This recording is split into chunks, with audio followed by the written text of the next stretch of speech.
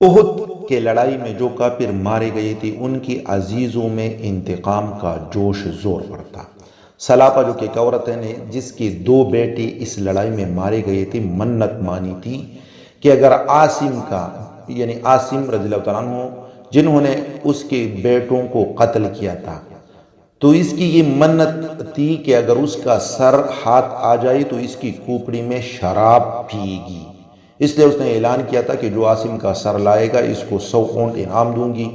سفیان بن خالد کو اس لالچ نے آمادہ کیا کہ وہ ان کا سر لانے کی کوشش کرے، چنانچہ اس نے چند آدمیوں کو مدینہ منورہ بھیجا۔ ان لوگوں نے اپنے آپ کو مسلمان شو کیا اور حضور اقدس صلی اللہ علیہ وسلم سے تعلیم و تبلیغ کے لیے اپنے ساتھ چند حضرات کو بھیجنے کی درخواست کی، اور حضرت عاصم رضی اللہ تعالیٰ عنہ کی بھی ساتھ بھیجنے کی درخواست کی کہ ان کا وعظ پسندیدہ بتلایا جاتا ہے۔ یعنی حضرت عاصم رضی اللہ تعالیٰ عنہ کی بھی مانگ کی کہ یہ اچھا موٹیویشنل سپیکر ہے، اس وجہ سے اس کو بھی ہمارے ساتھ بھیج دی۔ چنانچہ یہ ایک پلان تھا۔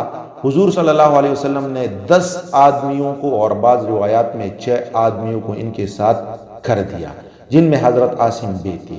راستے میں جا کر ان کو لے جانے والوں نے بدعہدی کی اور دشمنوں کو مقابلے کے لیے بلایا جو 200 آدمی تھی، اور ان میں سے 100 آدمی بہت زیادہ مشہور تیر انداز تھے۔ اچھا، اب یہ ایک مختصر جماعت تھی تو یہ ان کا مقابلہ نہیں کر سکتی تھی، اس لیے یہ ایک پہاڑی پر جس کا نام فت بتایا جاتا ہے اس پر چڑھ گئی۔ کفار نے کہا کہ ہم تمہارے خون سے اپنی زمین رنگنا نہیں چاہتے، صرف اہل مکہ سے تمہارے بدلے میں کچھ مال لینا چاہتے ہیں، تم ہمارے ساتھ آ جاؤ، ہم تم کو قتل نہ کریں گے۔ مگر انہوں نے کہا کہ ہم کافر کے عہد میں آنا نہیں چاہتے، اور ترکش سے تیر نکال کر مقابلہ کیا۔ جب تیر ختم ہو گئی تو نیزوں سے مقابلہ کیا۔ حضرت عاصم نے ساتھیوں سے جوش میں کہا کہ تم سے دھوکہ کیا گیا، مگر گھبرانے کی بات نہیں، شہادت کو غنیمت سمجھو، تمہارا محبوب تمہارے ساتھ ہے اور جنت کی حوریں تمہاری منتظر ہے۔ یہ کہہ کر جوش سے مقابلہ کیا، اور جب نیزہ بھی ٹوٹ گیا تو تلوار سے مقابلہ کیا۔ مقابلوں کا مجمع کثیر تھا، آخر شہید ہو گئے، یعنی بہت زیادہ لوگ تھے مقابلے میں، اور دعا کی کہ یا اللہ اپنے رسول کو ہمارے قصے کی خبر دے۔ چنانچہ یہ دعا قبول ہوئی، اور اسی طرح اس وقت اس واقعے کا علم حضور صلی اللہ علیہ وسلم کو ہو گیا، اور چونکہ عاصم رضی اللہ تعالیٰ عنہ یہ بھی سن چکے تھے کہ سلاپا نے میرے سر کی کھوپڑی میں شراب پینے کی منت مانی ہے، اس لیے مرتے وقت دعا کی کہ یا اللہ میرا سر تیرے راستے میں کاٹا جا رہا ہے، تو ہی اس کا محافظ ہے۔ وہ دعا بھی قبول ہوئی، اور شہادت کے بعد جب کافروں نے سر کاٹنے کا ارادہ کیا تو اللہ تعالیٰ نے شاد کی مکیوں کا اور بعض روایتوں میں بیڑوں کا ایک غول بھیج دیا، جنہوں نے ان کے بدن کو چاروں طرف سے گھیر لیا۔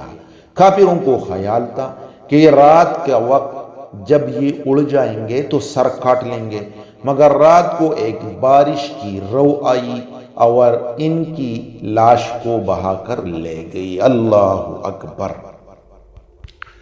اس طرح اور لوگ شہید ہو گئے اور 3 آدمی باقی رہ گئے، حضرت خبیب اور زید بن دثنہ اور عبداللہ بن طارق۔ ان تینوں حضرات سے پھر انہوں نے عہد و پیمان کیا کفار نے کہ تم نیچے آ جاؤ، ہم تم سے بدعہدی نہ کریں گے۔ یہ تینوں حضرات نیچے اتر آئے، اور نیچے اترنے پر کفار نے ان کی کمانوں کی تانت اتار کر ان کی مشقیں باندھ دی۔ حضرت عبداللہ بن طارق نے فرمایا کہ یہ پہلی بدعہدی ہے، میں تمہارے ساتھ ہرگز نہ جاؤں گا، ان شہید ہونے والوں کا اقتداء ہی مجھے پسند ہے، کیونکہ آپ بدعہدی کرتے ہو۔ انہوں نے زبردستی ان کو کھینچنا چاہا، مگر یہ نہ ٹلے تو ان لوگوں نے ان کو بھی شہید کر دیا۔ اب 2 حضرات باقی رہ گئے۔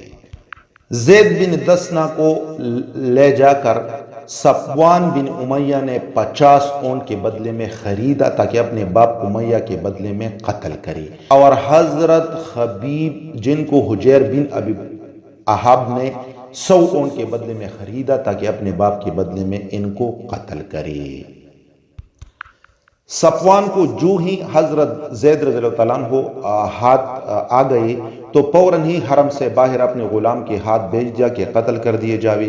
اس کا تماشا دیکھنے کے واسطے اور بھی بہت سے لوگ جمع ہوئی، جن میں ابو سفیان بھی تھا۔ اس نے حضرت زید سے شہادت کے وقت پوچھا کہ اے زید، تجھ کو خدا کی قسم سچ کہنا، کیا تجھ کو یہ پسند ہے کہ محمد صلی اللہ علیہ وسلم کی گردن تیرے بدلے میں مار دی جائے اور تجھ کو چھوڑ دیا جائے کہ اپنی اہل و عیال میں خوش و خرم رہے؟ حضرت زید نے فرمایا کہ خدا کی قسم مجھے یہ بھی گوارا نہیں کہ حضور اقدس صلی اللہ علیہ وسلم جہاں ہے وہی ان کے، یعنی جہاں پہ وہ تشریف فرما ہے وہاں ان کو ایک کانٹا بھی چبھے اور ہم اپنے گھر آرام سے رہے۔ یہ جواب سن کر قریش حیران رہ گئے۔ ابو سفیان نے کہا کہ محمد صلی اللہ علیہ وسلم کے ساتھیوں کو جتنی ان سے محبت دیکھی اس کی مثال کہیں نہیں دیکھی۔ اس کے بعد حضرت زید کو شہید کر دیا گیا۔ اور یہی سیم سٹوری حضرت خبیب رضی اللہ تعالیٰ عنہ کے ساتھ بھی پیش آئی، یعنی اس کو بھی اس طرح شہید کر دیا گیا اور اس کو بھی اس طرح کہا کہ آپ کیا یہ چاہتے ہو کہ اس طرح حضور صلی اللہ علیہ وسلم کو قتل کر دیا جائے اور آپ کو چھوڑ دیا؟ اس نے کہا سوال ہی پیدا نہیں ہوتا، question doesn't arise، ہم ان کے لیے سب کچھ جو ہے نا قربان کر سکتے ہیں۔ یہ تھا صحابہ کا حضور صلی اللہ علیہ وسلم سے پیار۔ اللہ کریم سے دعا ہے کہ ہم سب مسلمانوں کو بھی اپنے حضور صلی اللہ علیہ وسلم نبی مہربان کے اسی طرح عاشق رسول بنائیں، آمین۔